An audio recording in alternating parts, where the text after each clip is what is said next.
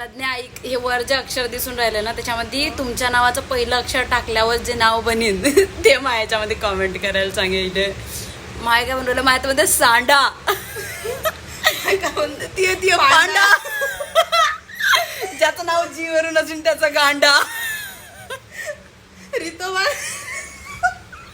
रितोवांचं काय रांडा आहेस तो त्याचं बरोबर नाव बरोबर.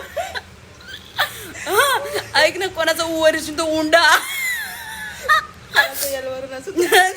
लांडा.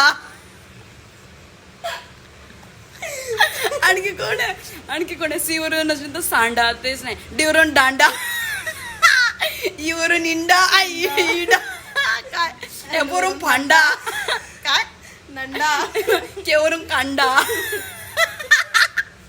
आता तुम्ही वरून मांडा. आता तुम्ही तुमचे विचार मांडा.